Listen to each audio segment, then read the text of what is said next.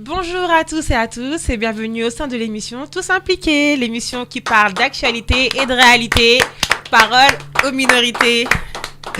Donc ce soir, on accueille bien sûr mon cher chroniqueur Vicente, qu'on appelle aussi Agostino. Et on a aussi notre ravissante Mag. Bonjour Mag. Bonjour. Alors pour ceux qui ne te connaissent pas, Mag, est-ce que tu peux te présenter en quelques secondes, histoire qu'on commence bien l'émission?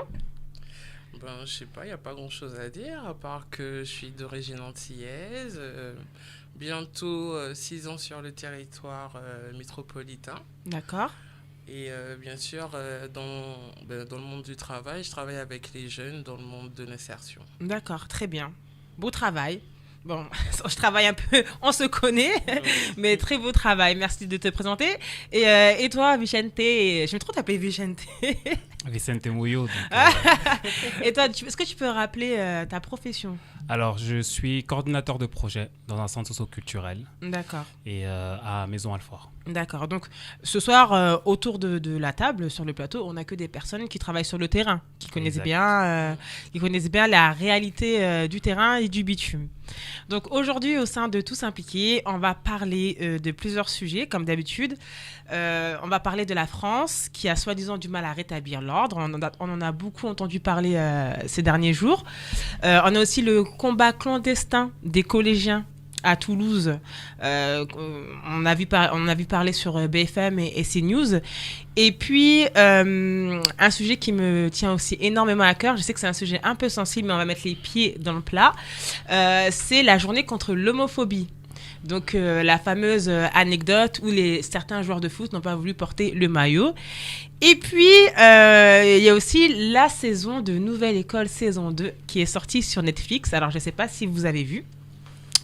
On va commencer en douceur. Je pense qu'on va commencer par là. Magali, qui vient des Antilles. Donc, tu es guadeloupéenne, martiniquaise, réunionnaise. De quelle origine tu es? Guadeloupéenne, 100%. D'accord. Je viens de la ville de Sainte-Anne, sur la Grande Terre. Mm-hmm. Et parle plus près de ton micro, comme ça, je suis sûre qu'on t'entend bien. Donc, je disais que je suis d'origine de la Guadeloupe, de la commune de Sainte-Anne, qui est située entre la ville du Gosier et Saint-François. C'est un peu les villes touristiques, on va dire, sur la Grande Terre. Mm-hmm. Après, comme ça fait un petit moment, je suis un peu loin, on va dire. Ouais, 6 ans, mais ça va. 6 ans, c'est pas énorme. Oui, mais bon, on va pas dire que je suis très connecté comparé à avant. Mais même si tu n'es pas connecté, quel âge vient de Guadeloupe ou Martinique? Il vient de Martinique. D'accord, on est d'accord. J'ai regardé Nouvelle École, honnêtement. On connaît le potentiel qu'il y a la Martinique et la Guadeloupe. J'étais... pas agréablement surpris, justement. J'ai pas compris pourquoi ça n'a pas été aussi bien représenté. J'ai regardé les rappeurs qu'ils ont sélectionnés. C'était pas ça, quoi. J'étais déçue pour votre île, puisque je sais qu'il y a beaucoup de potentiel. Bon, après, moi, je pars du principe que c'était une première fois, donc on va laisser l'opportunité pour les prochaines, si elles sont à venir. Après, moi, j'ai pas regardé spécialement.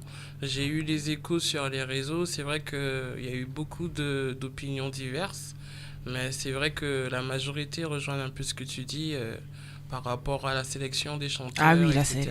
La sélection, c'est à revoir, hein, vraiment. Ok, d'accord, merci. Et toi, tu as pu regarder alors un peu Nouvelle École? J'ai regardé des extraits sur les réseaux, pareil. J'ai pas tellement regardé. Et je trouve que cette année, les peu d'extraits que j'ai pu regarder, je trouve que cette année, le jury va rien laisser passer parce que j'ai trouvé énormément critique et pointueux sur des choses et même les candidats le prennent extrêmement mal, certaines critiques. Et donc, je sens que ça risque de chauffer cette année. Ça va être très, très chaud cette année. Et c'est pour ça que je suis vraiment déçue que la sélection des candidats aux Antilles n'a pas été ça aurait pu être plus poussé que ça. Parce que franchement, ils auraient pu mieux représenter l'île de beauté. Enfin, non, c'est pas l'île de beauté, les îles. Voilà. Donc maintenant, on va revenir à un sujet sérieux. Depuis quelques jours, on parle de rétablir l'ordre en France, de cette escalade de violence. Ma question est, puisqu'on vient d'en parler, l'Hexagone est-elle devenue les Antilles? Parce que la situation qu'on vit actuellement, j'ai de la famille qui vit aux Antilles, j'ai de la famille antillaise, j'ai des amis antillais, et la situation qu'on vit actuellement, ça existe depuis très longtemps aux Antilles, ça a toujours été comme ça, l'inflation des prix, la violence, l'éducation nationale, les institutions, le mauvais fonctionnement des institutions. Je sais qu'en Guadeloupe, par exemple, ça ne date pas d'aujourd'hui. Les gens le vivent depuis très longtemps. Alors, toi qui as, on va dire, si je peux me permettre, toi qui as fui les Antilles pour une meilleure qualité de vie en métropole, comment tu te positionnes aujourd'hui? Comment je me positionne? C'est vrai que maintenant, avec le recul, ma vision est totalement différente. C'est vrai que les jeunes diplômés d'outre-mer ont tendance à fuir justement le territoire pour avoir d'autres opportunités, peut-être plus rapidement, etc. Et j'ai envie de dire que c'est possible, c'est juste qu'il faut avoir les moyens et bien être informé sur les procédures à suivre, comment obtenir tel, je sais pas moi, tel fonds de commerce ou tel terrain ou locaux pour développer son activité, mais on va dire que les moyens sont plus limités, vraiment plus limités. C'est pas comparable, mais en qualité de vie, là-bas, c'est mieux. Ça n'a rien à voir. Mais au niveau, par exemple, des violences, est-ce que tu as l'impression que c'est devenu comme les Antilles? Comme, on va dire... Ou pas encore au même niveau? Non, on n'est pas encore au même niveau. Moi, je trouve pas que c'est comparable, parce qu'on est sur deux territoires différents géographiquement. Les Antilles, c'est une île. La France, c'est un pays. Donc, déjà, c'est plus vaste. Les faits de groupe que je vois ici par rapport à certaines tranches d'âge en fonction de certains territoires, là-bas, je dirais pas que c'est pareil. Là-bas, c'est autrement. Là, ce que je peux dire, c'est que en Guadeloupe, comme les Antilles, il y a beaucoup d'armes qui circulent.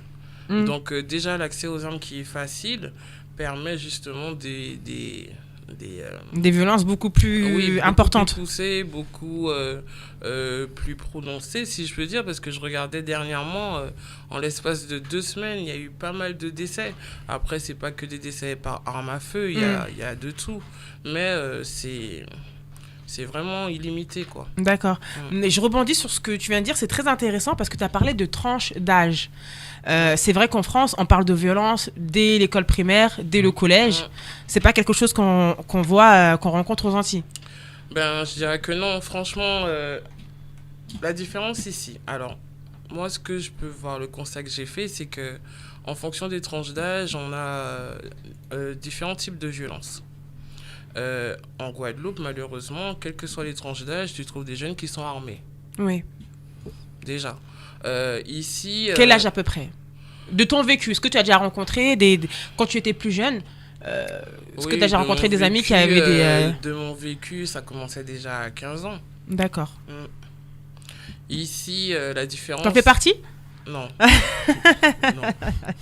Non. Tu sais que même un couteau, c'est considéré, les petits canifs, c'est considéré comme une arme. Non. D'accord. Bombe lacrymogène aussi? Non. Ok. Bombe lacrymogène aussi, c'est considéré comme... Oui. À mon époque, c'était plus pour se défendre. Non, c'est une arme. Ok, d'accord.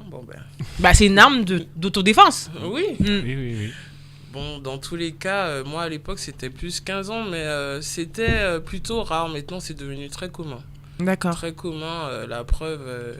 Au début, je me rappelle quand j'ai quitté le territoire, on a commencé à entendre parler des armes au niveau des jeunes. C'était plus, on va dire, les grands frères qui possédaient une arme, ils s'amusaient avec, et puis manque de peau, l'arme n'est pas en sécurité, et puis il y a un décédé. Ouais. Mais pour dire que c'était de coutume de trouver un jeune comme ça armé dans les établissements, tout ça, c'était pas encore vraiment ça. D'accord. Vicente, dis-moi si je me trompe, tu travailles aussi avec les plus jeunes. Est-ce que toi tu as remarqué, parce qu'ils en parlent beaucoup à la télé et c'est pour ça qu'on fait ce travail de fond